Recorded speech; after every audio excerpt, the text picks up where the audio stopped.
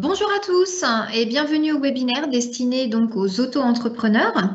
Alors vous êtes installés depuis plus ou moins longtemps et nous souhaitions justement poursuivre votre accompagnement.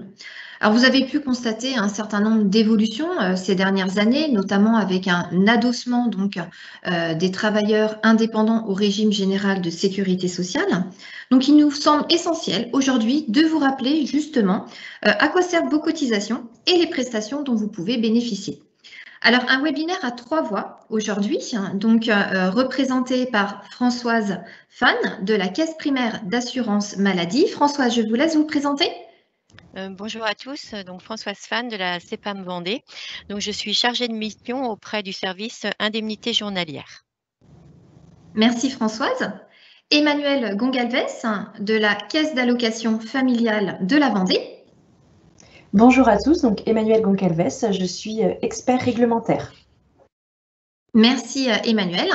Et en ce qui me concerne, Virginie Orduro-Tixador, je suis chargée des relations extérieures à l'URSSAF des Pays de la Loire.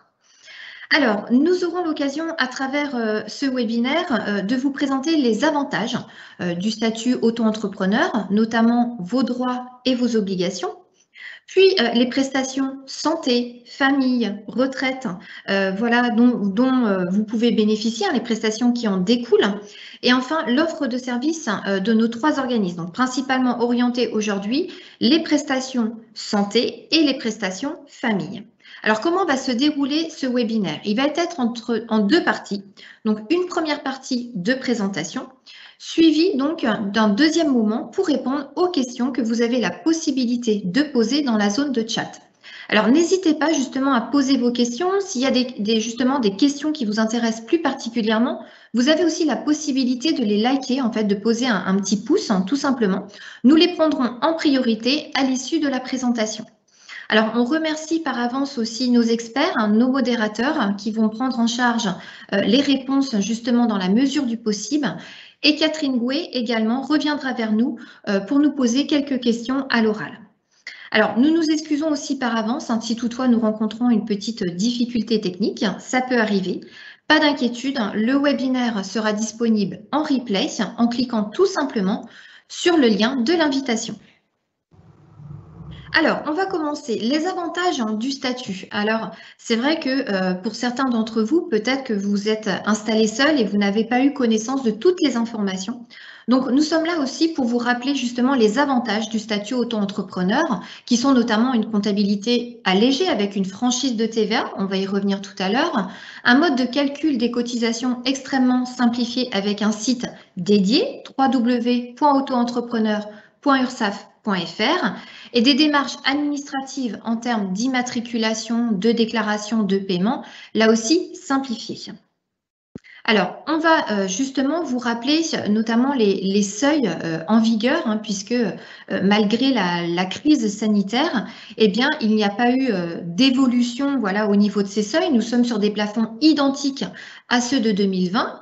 C'est-à-dire 176 200 € pour une activité d'achat-revente de marchandises et 72 600 € pour une activité libérale ou de prestation de services.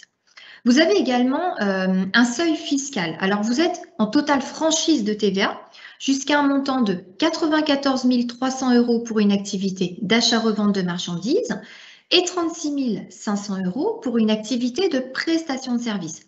Alors, vous êtes en franchise de TVA, certaines activités, je vais prendre par exemple la psychologue, n'est pas du tout assujettie à la TVA. Donc, encore une fois, en fonction de la nature de votre activité, il faudra aussi vous rapprocher des services fiscaux pour demander un numéro de TVA intracommunautaire qui vous permettra de collecter et de redistribuer directement la TVA.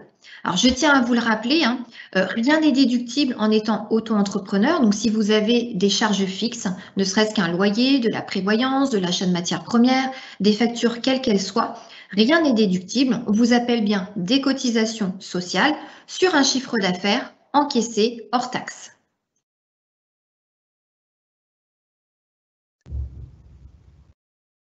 Alors, au niveau des cotisations, par rapport à 2020, pas d'évolution non plus. Nous sommes sur un taux de 12,80% pour une activité d'achat-revente de marchandises et 22% pour une activité donc de prestation de services ou libéral. Certains d'entre vous, peut-être, que vous avez bénéficié de l'ACRE. Alors, pour mémoire, l'ACRE, il s'agit d'une exonération partielle de vos cotisations sociales qui vous a été accordée pendant 1 à 3 années en fonction de la date à laquelle vous vous êtes installé. Une petite chose également importante à retenir, si vous n'avez pas de chiffre d'affaires au cours d'un mois ou d'un trimestre, il faudra bien déclarer à 0, ce qui veut dire 0 de chiffre d'affaires, 0 cotisation. Mais on va y revenir tout à l'heure, mais c'est une information qui est essentielle aussi à retenir.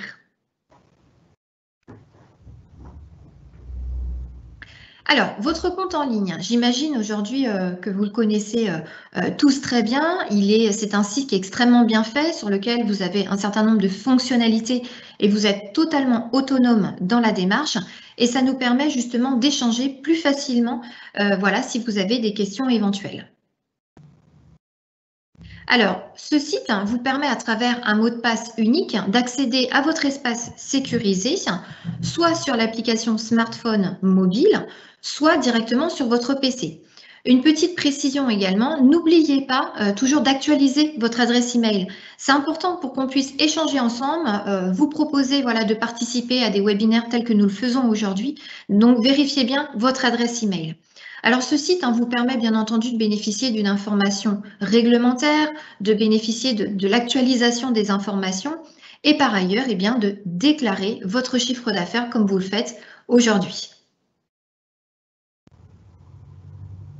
Alors, sur le site, pour déclarer votre chiffre d'affaires, vous le faites mensuellement ou trimestriellement en fonction donc de l'option pour laquelle vous avez opté et vous pouvez y associer en même temps le paiement. On va y revenir tout à l'heure au niveau du paiement. Vous avez un historique de tous les versements effectués et vous pouvez bien entendu aussi formaliser vos demandes en ligne. Vous avez une traçabilité de la demande, ce qui vous permet par exemple, si vous avez une demande de délai en cours, eh bien de suivre en tout cas sa prise en charge. Vous accédez aux dernières actualités importantes. Vous pouvez vous abonner si vous le souhaitez à une alerte courriel, tout simplement pour ne pas oublier de faire votre déclaration de chiffre d'affaires. Et enfin, vous accédez à des petits guides pratiques, un diaporama toujours actualisé pour vérifier justement la réglementation applicable au moment T.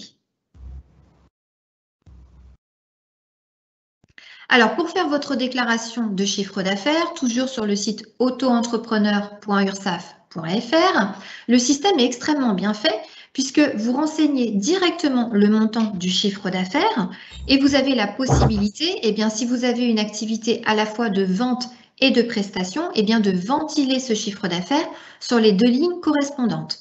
Le système calcule automatiquement le montant des cotisations sociales à régler.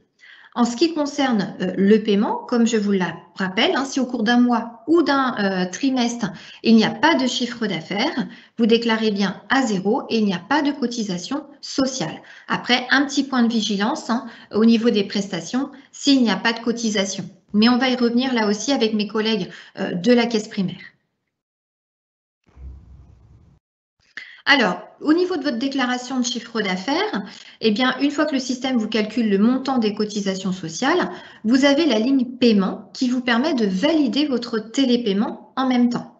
Alors là aussi, je vous invite peut-être à anticiper sur cette déclaration, puisque que vous fassiez votre déclaration le 5 du mois, le 15 du mois ou le 30 du mois, vous ne serez prélevé que le dernier jour du mois à midi. Donc, n'attendez pas le dernier moment. Si on a un conseil à vous donner aujourd'hui, anticipez. Si toutefois vous apercevez que vous avez fait une erreur, quelle qu'elle soit, vous pouvez revenir dessus, apporter la modification, valider de nouveau et vous aurez un nouveau certificat d'enregistrement qu'on va vous présenter juste après.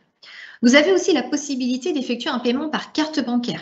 Alors, le paiement par carte bancaire, vous serez prélevé immédiatement, sauf si vous avez un paiement à débit différé.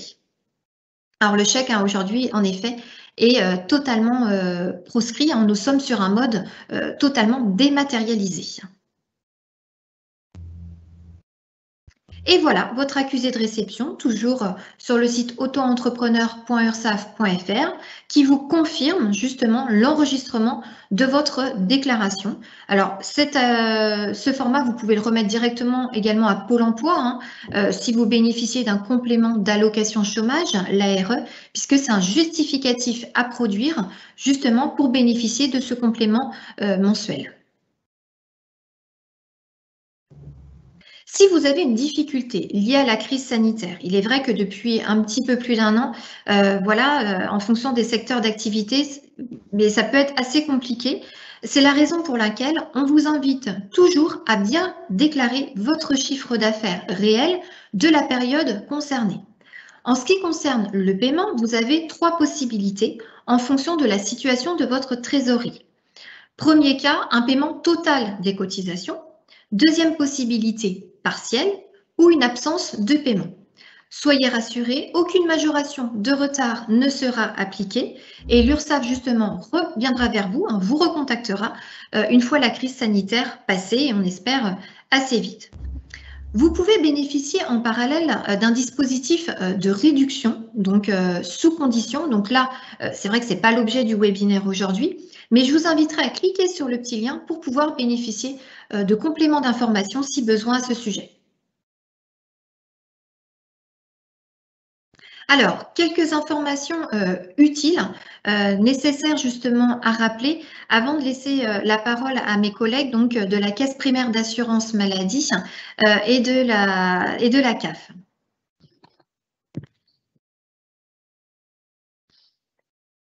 Merci. Alors, au niveau donc, en tant qu'auto-entrepreneur, on parle toujours de chiffre d'affaires. Encore une fois, rien n'est déductible. On vous appelle des cotisations sociales sur un chiffre d'affaires encaissé, mais le chiffre d'affaires ne constitue absolument pas votre revenu d'activité. Par conséquent, les organismes prestataires, tels que la Caisse primaire d'assurance maladie, la Caisse d'allocation familiale, le Pôle emploi, ont besoin de déterminer un revenu reconstitué pour justement calculer bien tout simplement les prestations dont vous pourriez bénéficier. Alors, cet abattement s'élève à 71% si vous êtes dans le cadre d'une activité de vente de marchandises, 50% si vous êtes dans le cadre d'une activité de prestation de services et 34% si vous êtes dans le cadre d'une activité libérale. Voilà, donc à travers un petit exemple, mais c'est toujours important d'avoir cette information en tête, eh bien vous êtes dans le cadre d'une activité de prestation de service, vous avez un chiffre d'affaires de 10 000 euros, multiplié par 50% l'abattement fiscal, eh bien l'organisme prestataire retiendra 5 000 euros de revenus reconstitués pour déterminer les prestations dont vous pouvez bénéficier. Voilà, je vais laisser la parole maintenant donc à ma collègue pour vous présenter justement les prestations santé. Si vous avez besoin de plus de précision au niveau de l'URSSAF, besoin de nous contacter, ayez le réflexe, votre compte sécurisé sur le site auto-entrepreneur.ursaf.fr, formulez votre demande en ligne. Si besoin, vous pouvez bien entendu nous joindre au 36 98. Mais je tiens toujours à vous donner le bon réflexe, www.autoentrepreneur.ursaf.fr. Il s'agit bien du site officiel que vous avez déjà dû créer et qui est à utiliser. Voilà, Françoise, je vous laisse la parole en ce qui concerne les prestations. Très bien, merci. Donc, en ce qui me concerne, je vais vous parler des prestations servies par les CPAM. 2 types de prestations, les remboursements des frais de santé et les revenus de remplacement. En revenus de remplacement, on a les indemnités journalières maladie, les indemnités journalières maternité, paternité, adoption, les indemnités accident du travail, la pension d'invalidité et le versement d'un capital décès.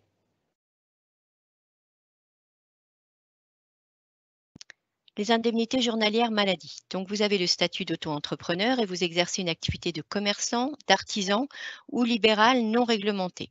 Vous pouvez donc bénéficier à ce titre d'indemnités journalières en cas d'arrêt de travail pour maladie sous condition.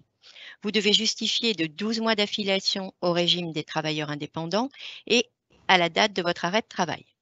Avoir des revenus supérieurs au seuil de contributivité, donc nous reviendrons sur ce seuil un petit peu plus tard dans le diaporama. Vous ne devez pas non plus bénéficier d'une pension d'invalidité au titre du régime des travailleurs indépendants. Cette pension n'est pas cumulable avec des indemnités journalières maladie.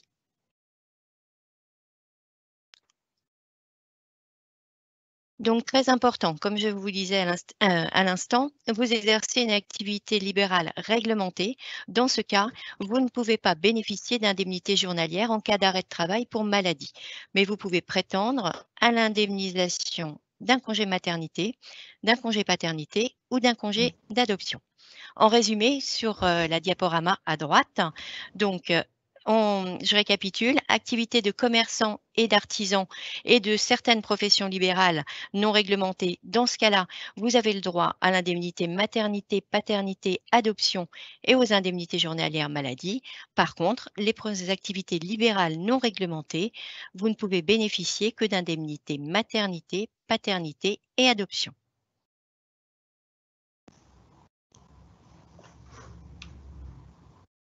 Alors, maintenant, on va parler de la base de calcul des indemnités journalières maladie, donc pour un artisan ou un commerçant ayant le statut d'auto-entrepreneur. Donc, comme vous me le disait ma collègue tout à l'heure, vous avez un certain chiffre d'affaires. Sur ce chiffre d'affaires, en fonction de votre activité, il y a un abattement. Donc, l'indemnité journalière, elle est égale à 1/730e du revenu d'activité annuel moyen, que l'on appelle RAM, des 3 dernières années civiles. Ensuite, donc pour le micro-entrepreneur, le revenu est obtenu en appliquant, comme je vous le disais, au chiffre d'affaires déclaré un abattement forfaitaire fiscal. Donc par exemple, pour les activités de vente, le revenu est égal au chiffre d'affaires moins un abattement de 71%. Une particularité, les conjoints collaborateurs. Alors eux perçoivent un forfait qui est de 22,54 € par jour, quels que soient les revenus de l'entreprise. Et comme je vous le disais précédemment, il faut que votre revenu dépasse un certain seuil. Donc ce seuil est de 4 046,40 €. Si votre RAM, donc votre revenu annuel moyen, est inférieur à 4 046,40 €, votre indemnité journalière sera à 0. Par contre, évidemment, si c'est supérieur, vous aurez une indemnité qui sera égale à 1/730e de votre RAM.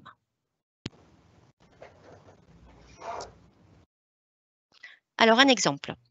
Donc, vous exercez une activité de commerçant et vous avez opté pour le statut d'auto-entrepreneur. Vous adressez un arrêt de travail pour maladie à votre CEPAM à compter, par exemple, du 20 mai 2021.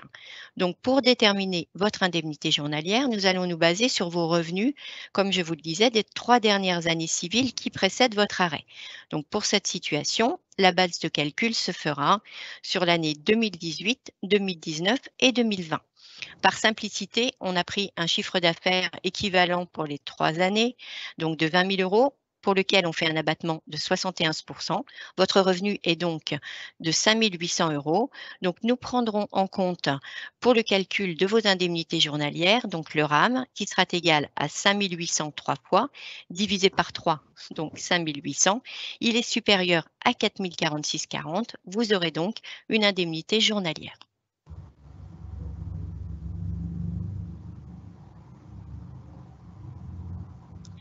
Alors, la durée de l'arrêt de travail. Donc, votre arrêt de travail peut durer un maximum de 3 ans et sous réserve de l'accord du service médical. En effet, le service médical peut très bien exercer son contrôle sur votre arrêt de travail pendant la durée de ces 3 ans et vous convoquer.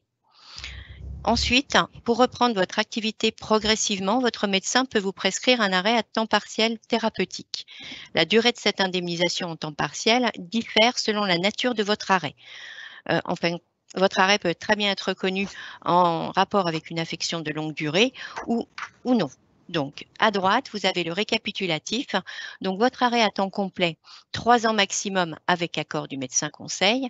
Votre arrêt à temps partiel thérapeutique, 90 jours sur 3 ans si votre arrêt est sans rapport, avec une affection de longue durée et 270 jours si votre arrêt est en rapport avec une affection de longue durée.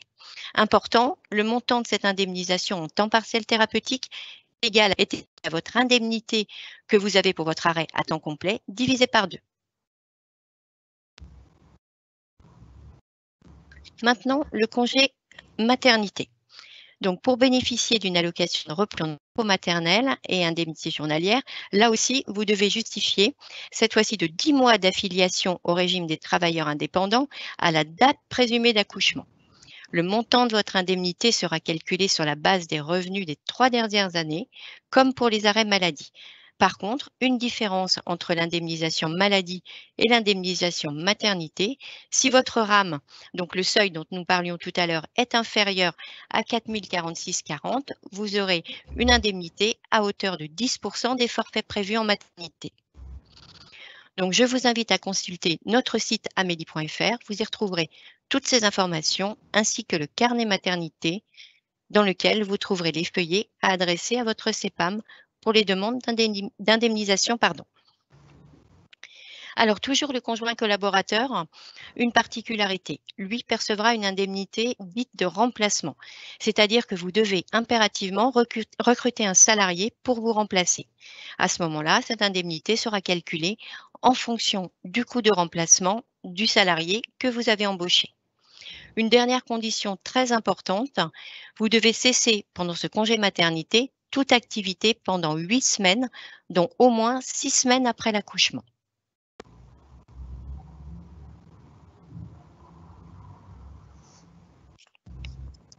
Le congé paternité.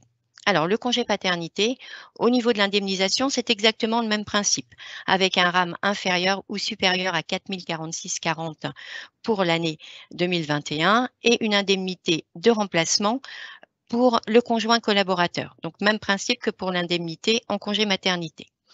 Donc, ce congé paternité, lui, il doit être pris dans les 4 mois suivant la naissance du ou des enfants. Le versement est là aussi soumis à une durée minimum de 10 mois d'affiliation au régime des travailleurs indépendants à la date présumée d'accouchement. Sa durée est comprise entre un minimum de 1 jour et un maximum dépendant du nombre d'enfants nés. C'est-à-dire que pour une naissance simple, vous aurez droit à 11 jours consécutifs et pour une naissance multiple à 18 jours consécutifs. Sachez que la réglementation va évoluer et passera ce seuil à 28 jours à compter de juillet 2021. Donc pour les prochaines informations, je vous invite à consulter notre site amélie.fr. Vous pouvez aussi bénéficier d'un autre congé paternité en cas d'hospitalisation du nouveau-né immédiatement après la naissance. Donc, un congé supplémentaire peut être versé si la durée, un congé supplémentaire peut être versé d'une durée de 30 jours maximum et est bien sûr conditionné à l'hospitalisation de l'enfant en service néonatal. Donc, une information importante à propos de ce congé, il faut vraiment que votre enfant soit hospitalisé immédiatement après sa naissance et qu'il n'y ait pas une sortie entre la naissance et l'hospitalisation en service néonatal.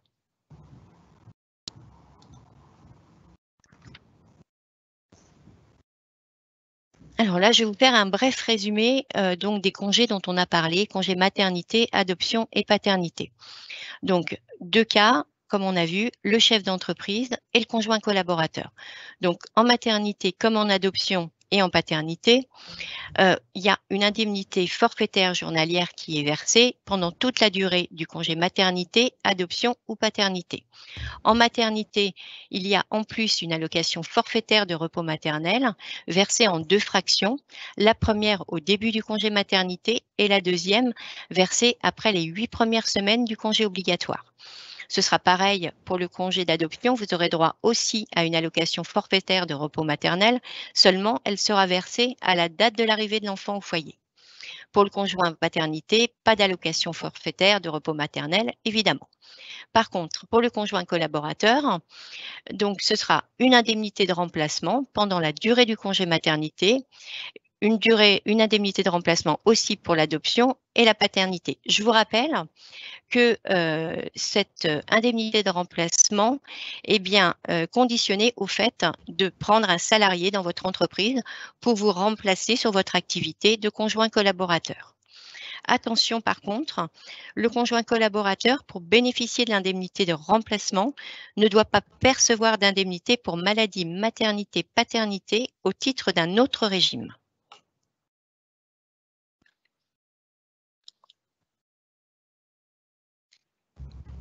Alors, ce qui me permet de faire le lien avec la polyactivité. Donc, effectivement, vous pouvez bénéficier d'indemnités journalières maladie, maternité en cas de polyactivité. Donc, vous exercez simultanément plusieurs activités professionnelles relevant de régimes différents de sécurité sociale, par exemple une activité indépendante ou une activité salariée, vous êtes donc polyactif. Les indemnités journalières maladie, maternité versées dans le cadre de l'activité indépendante et celles versées dans le cadre de l'activité salariée peuvent se cumuler. Bien entendu, vous devrez remplir les conditions d'ouverture de droit dans chacun des régimes. Donc, si vous voyez à votre droite de la diapositive, un petit exemple. Donc, vous cumulez deux activités, une activité d'auto-entrepreneur et une activité de salarié. Donc, chaque régime vérifiera vos conditions d'ouverture de droit.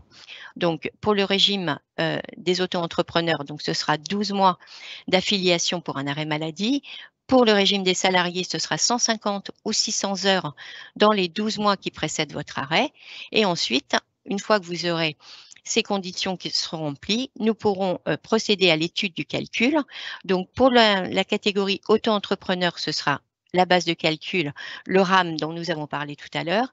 Et pour l'activité salariée, les 3 ou 12 derniers mois de salaire brut qui précèdent votre arrêt. Et donc ensuite, si vous remplissez les conditions et que votre RAM est supérieur à 4046,40, vous aurez droit à une IGIM maladie par le régime des travailleurs indépendants et si vous remplissez les conditions, les IGIM maladie par le régime général.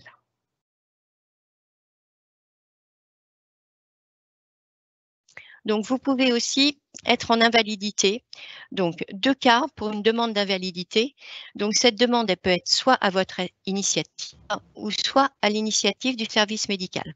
Si les 3 ans d'IJ ont été versés, d'une part, c'est le médecin qui peut décider qu'au bout de vos 3 ans d'IJ, de vous mettre en invalidité, ou s'il estime que votre état est stabilisé, c'est-à-dire que le médecin va estimer que votre état, hélas, ne peut pas s'améliorer, donc que vous pouvez bénéficier de cette pension. Donc, des cas d'exclusion, les professions libérales réglementées et les auto-entrepreneurs justifiant d'un RAM inférieur au seuil de 4046,40 ne pourront pas bénéficier de cette prestation d'invalidité. Donc, alors le montant, comme vous le verrez sur la droite, vous avez différents montants qui sont affichés. Donc, ce montant diffère en fonction du taux d'incapacité qui a été décidé par le service médical. Pour exemple, si vous avez une pension pour incapacité partielle, le montant minimum sera de 459,51 et le montant maximum de 1028,40. Et les revenus qui seront pris en considération, ce seront vos revenus des 10 meilleures années d'activité sur la carrière ou la totalité des revenus si vous avez moins de 10 ans d'activité. Maintenant, les capitaux d'essai.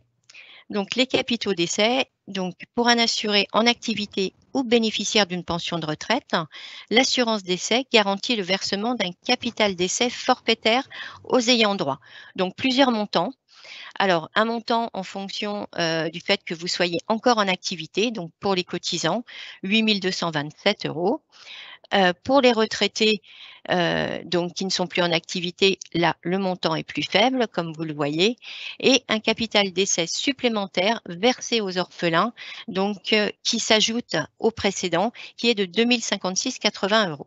Toujours les mêmes cas d'exclusion, donc les professions libérales réglementées et les auto-entrepreneurs justifiant d'un RAM inférieur au seuil de 4046,40 pour 2021.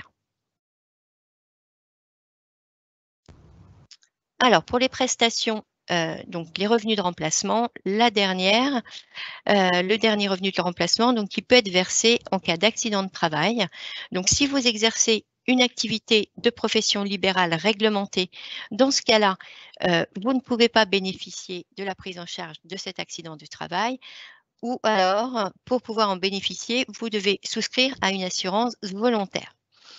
Vous exercez par contre une activité d'artisan, de commerçant, de profession libérale non réglementée.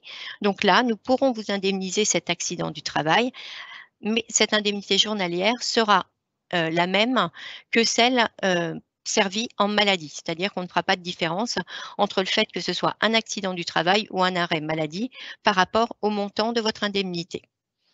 Là aussi, la réglementation change au 1er juillet 2021. Donc, à compter de cette date, information très importante, toutes les professions libérales pourront justifier et bénéficier d'indemnités maladie. Donc, nous vous invitons à consulter régulièrement notre site pour suivre les nouvelles actualités.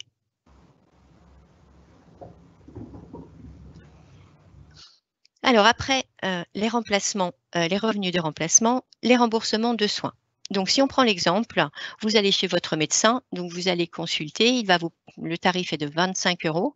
Il y aura une part obligatoire qui vous sera remboursée par les CPAM, donc de 70% du montant de la consultation. Vous aurez une participation forfaitaire obligatoire qui, elle, ne vous sera pas remboursée, qu'on appelle une franchise qui est de 1 €. Et en complément, donc, il reste les 30%. Donc, ces 30%, soit vous aurez une complémentaire santé et votre reste à charge sera de 0 €. Sans complémentaire santé, le reste à charge sera de 7,50 €, soit les 30%. Donc, pour la bonne prise en compte et prise en charge de vos remboursements, pensez à présenter votre carte vitale à votre médecin et la mettre à jour si besoin, donc soit en pharmacie ou soit en accueil CPAM.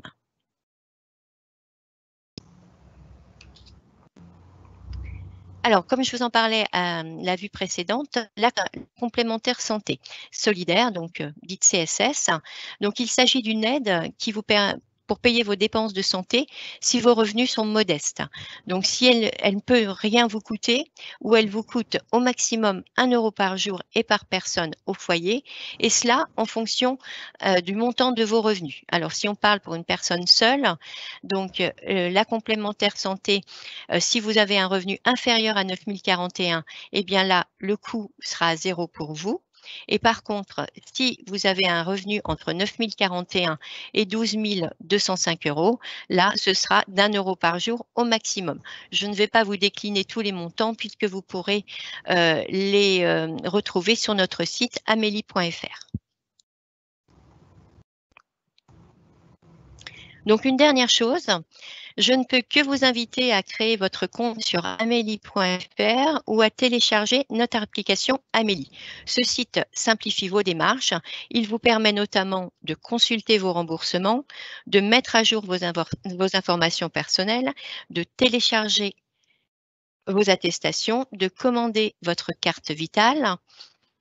En pratique, pour ouvrir votre compte, il suffit d'une adresse mail personnelle et c'est plus simple pour déclarer, donc, comme je vous le disais, des nouveaux événements, donc une nouvelle adresse par exemple, un nouveau RIB, la perte de votre carte vitale, et c'est très efficace pour prendre rendez-vous avec notre conseiller en cas de besoin ou obtenir une carte européenne pour vous déplacer ou suivre vos remboursements ou votre arrêt de travail.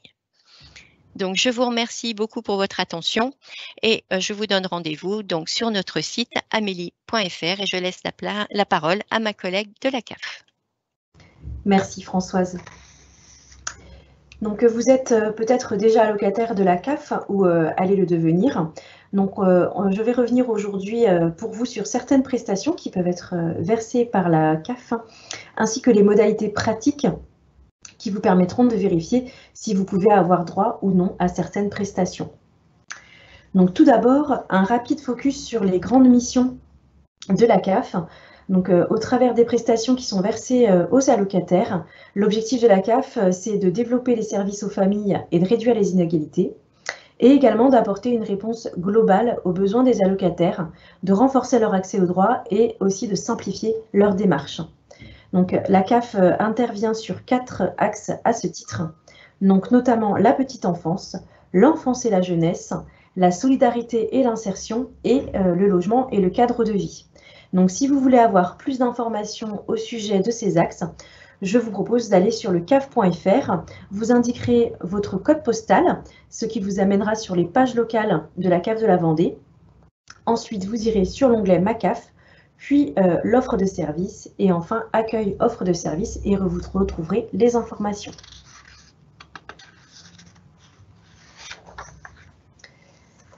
Donc, vous pouvez faire l'ensemble de vos démarches à partir du caf.fr, donc depuis un ordinateur, une tablette ou un smartphone. Si vous vous interrogez sur un droit à une prestation, vous pourrez aller sur la rubrique droits et prestations, puis s'informer sur les aides pour avoir des informations. Donc, chaque prestation qui est versée par la CAF comprend des conditions d'ouverture de droit, notamment des conditions de ressources. Et pour chaque prestation, vous pourrez retrouver en ligne une information sur la prestation et les conditions d'ouverture de droit. Vous aurez également la possibilité de faire une simulation pour voir si vous avez un droit ou non et de faire une demande de prestation directement en ligne. Si vous ne retrouvez pas vos informations sur le CAF.fr ou si vous avez une situation particulière, vous pourrez prendre rendez-vous avec un professionnel de la CAF qui vous accompagnera donc dans vos démarches. Pour cela, vous pourrez aller donc sur la page d'accueil du CAF.fr, indiquer votre code postal pour accéder aux pages locales de la CAF, puis dans le menu qui est situé à gauche, vous devrez cliquer sur Ma CAF, puis contacter ma CAF et enfin prendre un rendez-vous. Le rendez-vous pourra être assuré soit par téléphone, soit en présentiel dans un lieu d'accueil de la CAF et vous pourrez retrouver tous ces lieux d'accueil sur le site CAF.fr. Donc les prestations dépendent de plusieurs critères, notamment de la composition du foyer, du nombre d'enfants à charge, le montant des revenus du foyer et de votre situation professionnelle. Donc là, je ne vais développer pas développé l'ensemble des prestations de la CAF, mais je vais vous faire un focus sur 3 prestations, donc la prime d'activité, l'aide au logement et le RSA. Donc la prime d'activité. La prime d'activité, c'est une prestation qui a pour objectif d'aider les personnes actives. Donc, vous pouvez en bénéficier si vous résidez en France, si vous avez plus de 18 ans, si vous exercez une activité non salariée et si vous percevez des revenus d'activité sur au moins un mois du trimestre qui précédera votre demande. Donc, vous pourrez faire une simulation sur le site CAF.fr dans Mes services en ligne et faire une simulation en sélectionnant la prime d'activité. Et à l'issue de cette simulation, si vous avez un droit positif, vous pourrez faire une demande de prestation directement en ligne, que vous soyez allocataire ou non allocataire.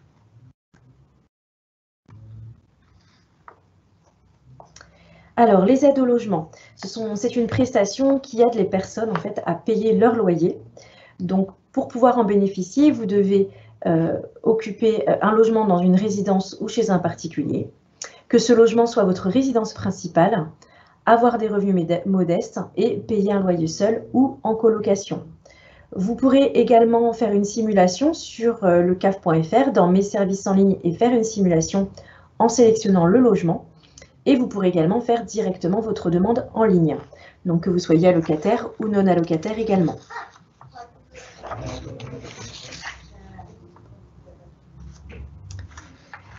Donc le revenu de solidarité active. Donc c'est pour les personnes ayant de faibles revenus.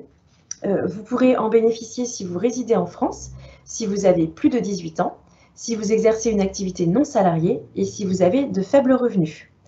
Donc vous pourrez en faire la simulation sur le site CAF.fr dans les services en ligne, donc faire une simulation en sélectionnant le RSA.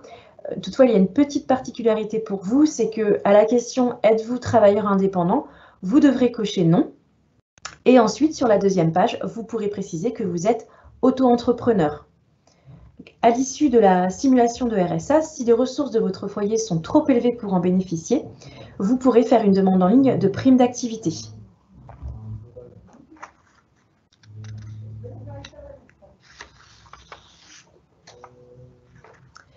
Donc, tout d'abord, si vous étiez bénéficiaire du RSA et de la prime d'activité et que vous devenez micro-entrepreneur, il faudra, dans un premier temps, déclarer votre changement de situation sur le site CAF.fr dans la rubrique « Mon compte ». Et sur votre prochaine déclaration trimestrielle de revenus, vous devrez donc indiquer le montant du chiffre d'affaires ou des recettes pour les professions libérales, donc mensuel, sans déduction faite de l'abattement forfaitaire fiscal qui sera applicable à votre secteur d'activité, et ce, quel que soit le régime d'imposition. Donc, vous devrez indiquer sur votre déclaration trimestrielle le secteur d'activité et on vous appliquera l'abattement suivant. Donc, pour les ventes de marchandises ou de transformation, ce sera un abattement de 71%. Pour les prestations de services, ce sera un abattement de 50%. Et pour les professions libérales, ce sera un abattement de 34%. Nous prenons en compte le même secteur d'activité que l'URSSAF.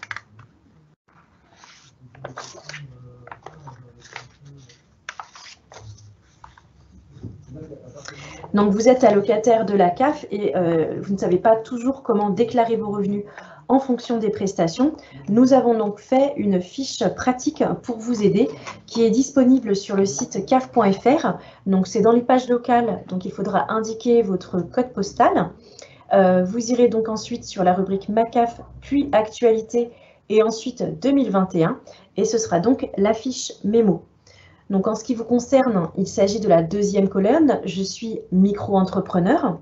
Donc, que ce soit pour le RSA et la PPA, si vous déclarez vos revenus sur le site caf.fr, vous devrez indiquer votre chiffre d'affaires mensuel brut et la nature de votre activité.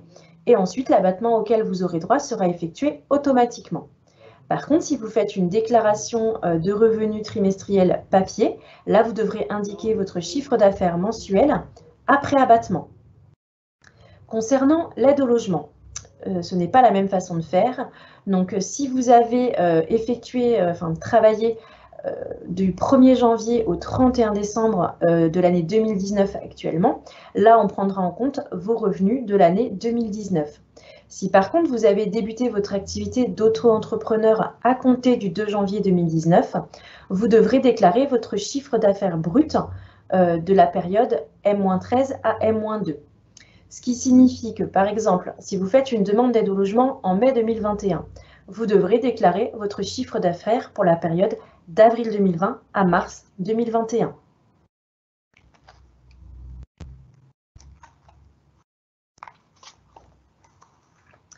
Donc, si votre situation change, il faut vraiment que vous ayez le réflexe caf.fr.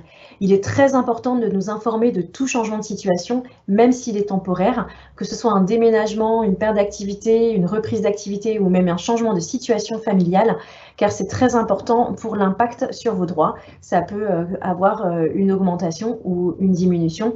Et pour éviter les trop-perçus, il faut qu'on le sache rapidement.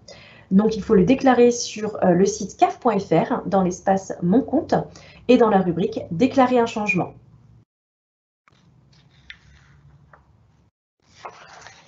Donc, en parallèle des prestations légales qui sont versées par la CAF et qui sont les mêmes sur l'ensemble du territoire, la CAF dispose de travailleurs sociaux qui peuvent accompagner les familles allocataires dans leur démarche. Donc, en complémentarité, nous avons des aides locales, donc pour les décès d'un enfant, le décès du conjoint, la séparation, les impayés de loyer et le handicap. Donc, vous pouvez retrouver après les coordonnées des travailleurs sociaux sur le site caf.fr et vous pourrez donc du coup les contacter directement.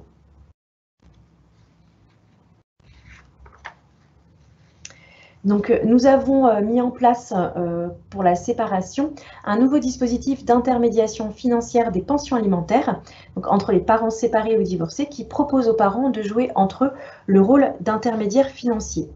Donc, le parent qui verse la pension alimentaire la versera à la CAF, qui ensuite la reversera à l'autre parent. Si la pension alimentaire n'est pas versée, la CAF engagera une procédure pour récupérer l'ensemble des sommes. Le but, c'est de prévenir et d'éviter les tensions entre les parents et de sécuriser le paiement de la pension alimentaire.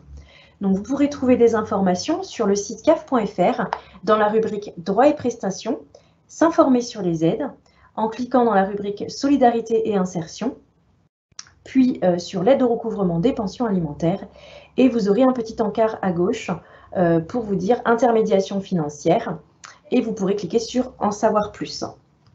Vous pourrez également faire une demande sur le site caf.fr dans Mes services en ligne, faire une demande de prestation et vous devrez sélectionner la rubrique Enfants et enfin la demande d'allocation de soutien familial et ou d'intermédiation financière.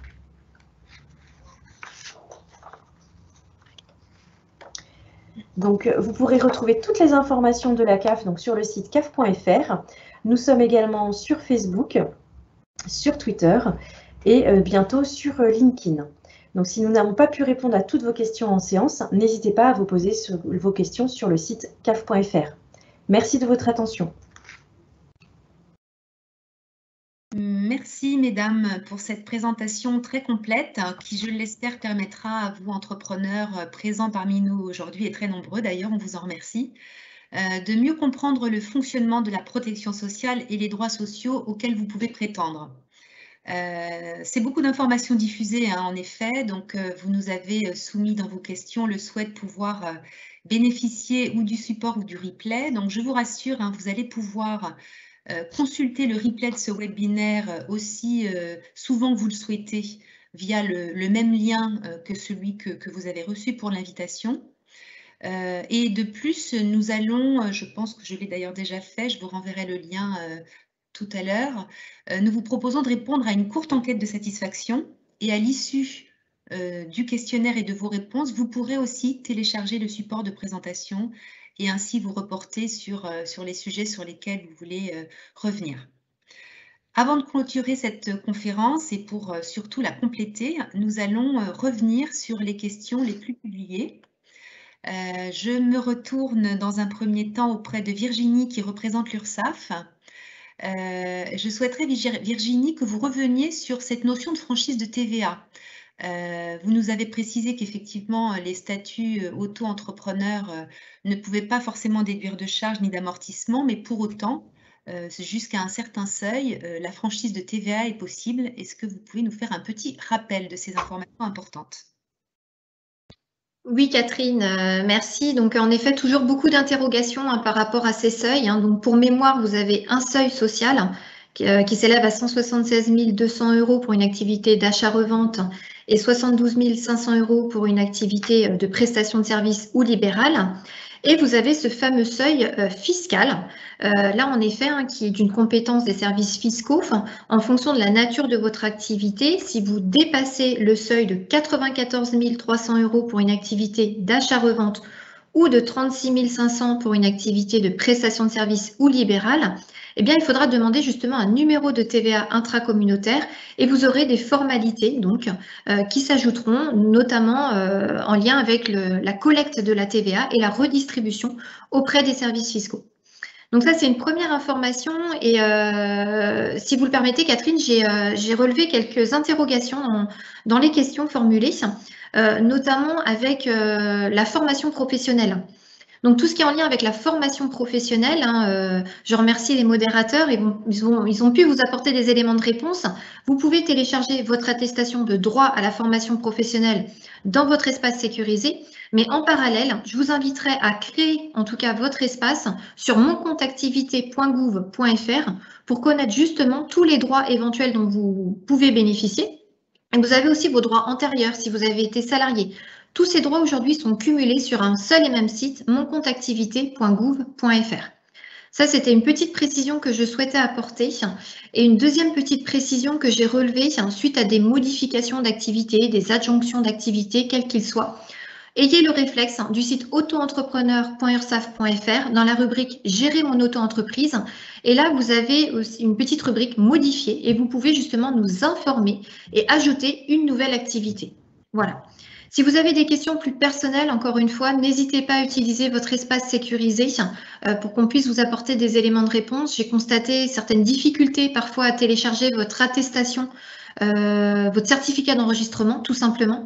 Donc là, n'hésitez pas à revenir vers nous, pour qu'un expert puisse prendre en charge la demande et vous accompagne et comprendre en tout cas d'où provient cette difficulté. Voilà, Catherine. Merci. En ce qui concerne l'URSSAF. Pour toutes ces précisions. Je me retourne côté CEPAM vers Françoise. Nous avons effectivement quelques questions sur l'assurance maladie, notamment des questions relatives aux conditions de plafond de revenus pour bénéficier du droit aux indemnités journalières. Donc, Françoise, je formule ma question. Pouvez-vous revenir sur cette notion de revenu moyen et sur ce montant minimum, s'il vous plaît? D'accord. Donc, je vais revenir essayer rapidement. C'est vrai que c'est un sujet assez complexe.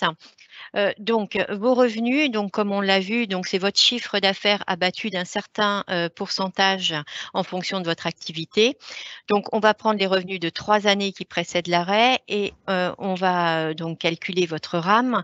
Et ce RAM doit, pour 2021, être supérieur à 4 046,40 pour pouvoir bénéficier d'indemnités journalières. En dessous, vous ne pourrez pourrez pas bénéficier d'indemnité journalière maladie. Mais par contre, vous avez vu que pour la maternité, paternité, là, si vous êtes en dessous de ce RAM, vous aurez 10% du montant forfaitaire prévu initialement. Alors, j'espère avoir été claire. Sinon, par contre, si vous avez d'autres questions, n'hésitez pas sur le chat là, à nous les envoyer. Même si on ne répond pas dans l'immédiat, on vous fera une réponse ensuite. Et toutes ces informations-là, sachez bien que vous les retrouvez sur amélie.fr.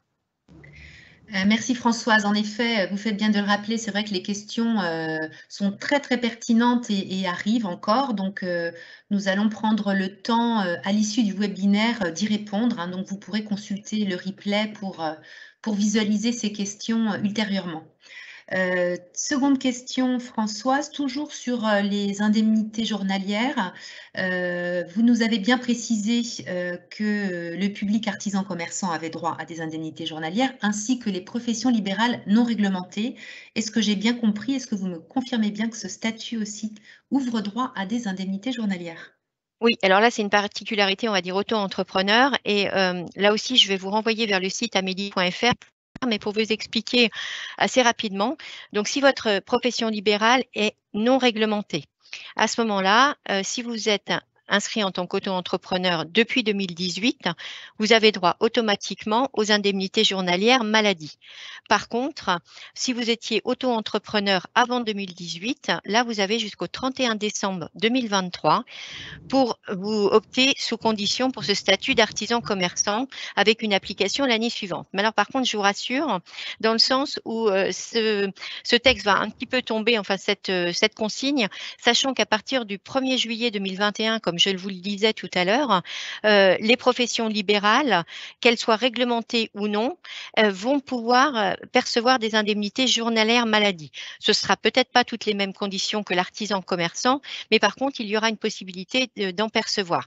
Donc là aussi, notre site amélie.fr pour que vous trouviez, excusez-moi, toutes ces informations et vous pouvez le consulter à partir du 1er juillet 2021.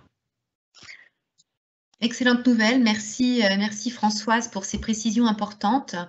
Un sujet aussi qui est beaucoup revenu dans nos questions, la notion de durée d'affiliation, Françoise. Donc, en effet, nous avons bien retenu que pour bénéficier d'indemnités journalières, notamment en cas d'arrêt de travail pour maladie, il faut justifier de 12 mois d'affiliation au régime des travailleurs indépendants à la date de l'arrêt. Qu'en est-il pour les entrepreneurs installés depuis moins d'1 an, s'il vous plaît? Alors, depuis moins d'1 an. Alors, sachez que quand on termine une activité, donc si vous êtes depuis moins d'1 an et que vous avez été au chômage auparavant, que vous aviez une activité salariée auparavant, donc ça vous donne le droit à un maintien de droit pendant 1 an sur votre activité qui précède. C'est-à-dire que si vous avez été salarié, eh bien, vous avez droit à la fin de votre contrat de travail à un maintien de droit de 1 an de vos droits en tant que salarié.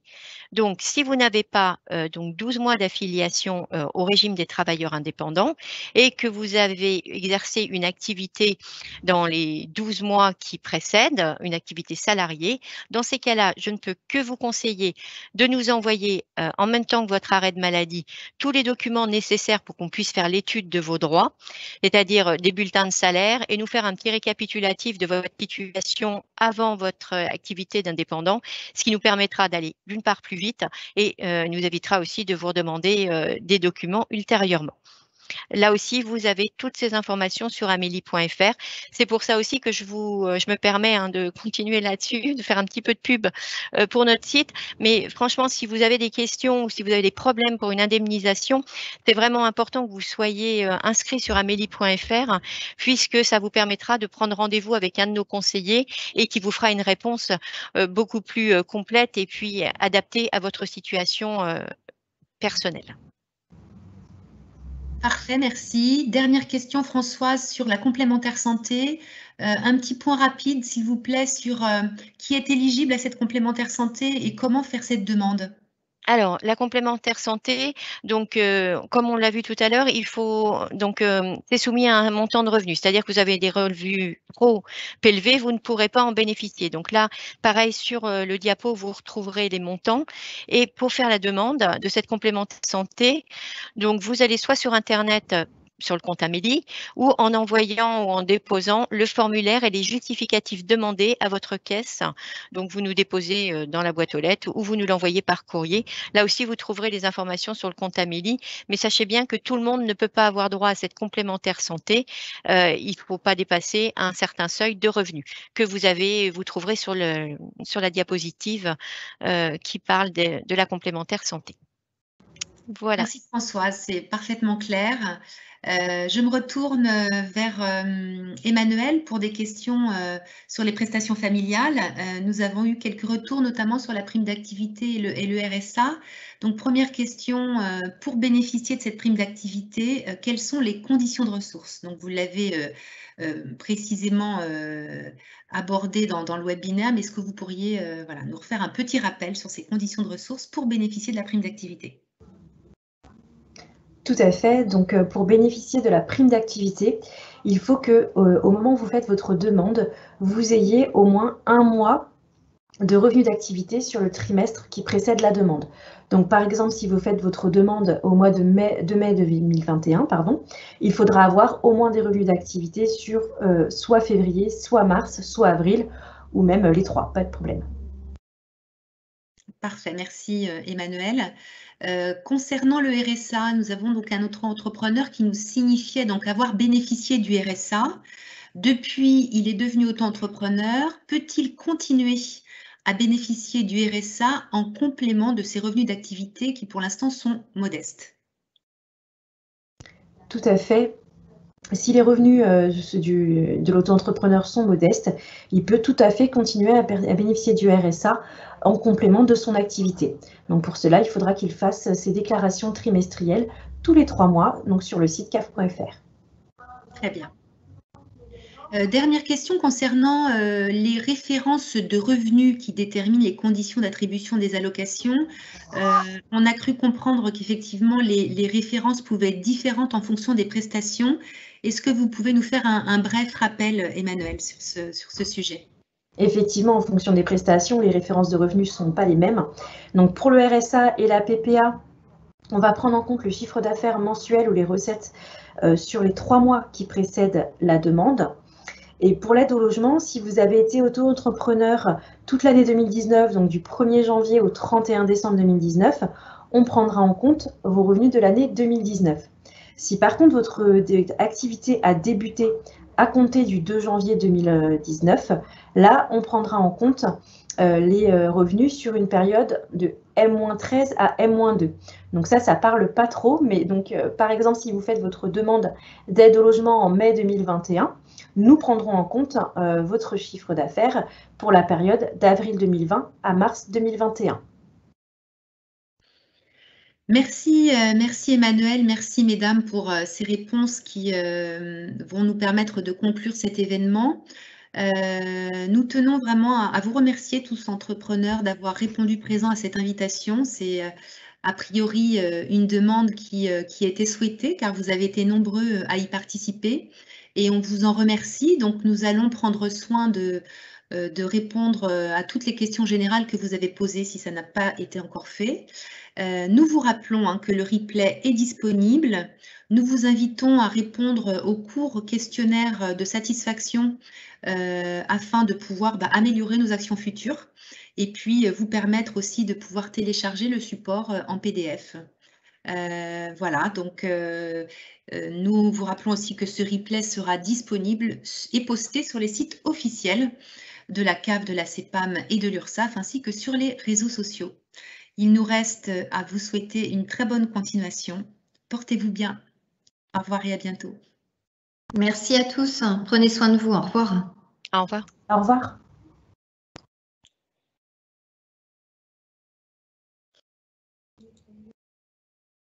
On est monté à